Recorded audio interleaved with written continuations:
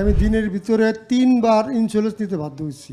ওনার শরণাপন্ন হওয়ার পর থেকে আমি এখন একটা ট্যাবলেটও খাই না, ইন্স্যুরেন্স তো দূরের কথাই। পায়ের আমার একটা দেখেন একটু ক্ষতটা, জি বাবা, ক্ষতটা আমি শুধুমাত্র এই নারকেল তেলটা দিয়ে ভালো করছি। আসসালামু আলাইকুম। ওয়ালাইকুম আসসালাম। আমি বিগত 7 বছর যাবতই এই স্যারের শরণাপন্ন হয়েছি।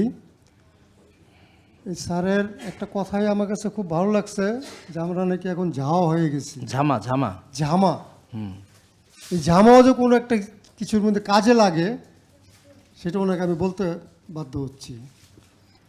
আজ থেকে 7 বছর আগে আমি যে বার্ডেনের বইটা দেখাইছে, এই বার্ডেনে আমি 2000 থেকে ওই বার্ডেন ট্রিটমেন্ট নিছিলাম। নিতে নিতে আমি দিনের ভিতরে 3 বার ইন্স্যুরেন্স নিতে বাধ্য হয়েছি এবং 13 থেকে 14টা ওষুধ আমি খাইছি। খাওয়ার পরে মানে দিনের দিন খালি নিস্তেজের পথে চলে যাচ্ছিলাম। তো ওনাকে একদিন আমি ফেসবুকে দেখা আমি সরাসরি চলে আসি, তখন ওই বিল্ডিংয়ে ছিল, পুরাতন বিল্ডিংয়ে ছিল।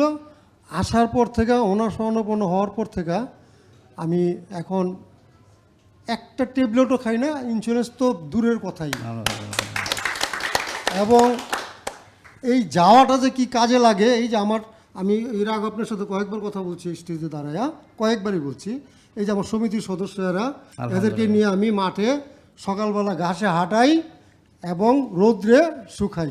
মাশাআল্লাহ। এবং আমি নিজে ট্রেনার, আমি ওনাদেরকে ব্যায়াম করে জিজ্ঞেস করেন, আলহামদুলিল্লাহ। আমি প্রায় পরে আমার সমিতির কথাও স্যারে অনেক মনে আছে কিনা জানি, বললেন যে মনে নেই।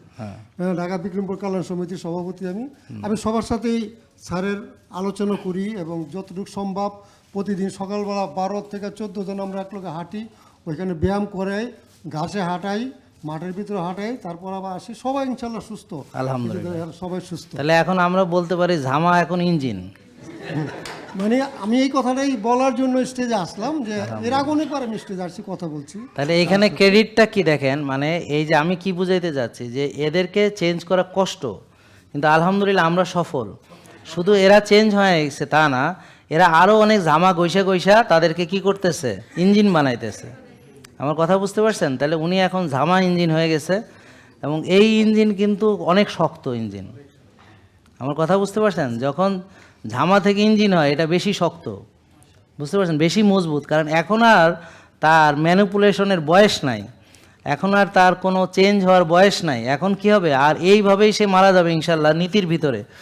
এখন আর দুর্নীতি, যেমন ছোটোবেলায় ছোটোদের সাথে আমাদের পার্থক্য হলো, ছোটোদেরকে বানাইলে এরা আবার চেঞ্জ হয়ে যাইতে পারে, কয়দিন মাইনেটাই না সে আর একদিকে চলে যাইতে পারে। কিন্তু এদের তো ঝামা যেটা হয়েছে সেটা আর যাবে না ইনশাল্লাহ, সেটা পার্মানেন্ট। ইনশাল্লাহ আমি চেষ্টা করবো। থ্যাংক ইউ, অনেক ধন্যবাদ। হ্যাঁ, আর এই যে আপনার যে নারকেল তেলের ব্যাপারটা, জি বাবা, আপনারা হয়তো অনেকে জানেন, ইন্ডিয়া থেকে ননি নামে একটা সিরাপ ছিল, ওটা বাংলাদেশে এজেন্ট ছিলাম আমি। ওই ননিটাও খুব উপকার ছিল, 5-7 বছর আগে এটা বেনিশ হয়ে গেছে। এই যে পায়ের আমার একটা দেখেন একটু ক্ষতটা, জি বাবা, ক্ষতটা আমি শুধুমাত্র এই নারকেল তেলটা দিয়ে ভালো করছি। আলহামদুলিল্লাহ, এই আলহামদুলিল্লাহ। নারকেল তেলটা দিয়ে ভালো করছি এবং সাথে একটু হলুদও দিতে হয় আর কি। হলুদ তো আমি রেগুলার খাই। হ্যাঁ, হলুদের সাথে নারকেলের তেল মিশিয়ে দিলে আরও বেশি উপকার আপনি ওখানে আরও পাবেন ইনশাল্লাহ। থ্যাংক ইউ বাবা, অনেক ধন্যবাদ। আসসালামু আলাইকুম। ওয়ালাইকুম, ভালো থাকেন। হ্যাঁ, জেকে লাইফস্টাইল, ওষুধ মুক্ত সুস্থ জীবন।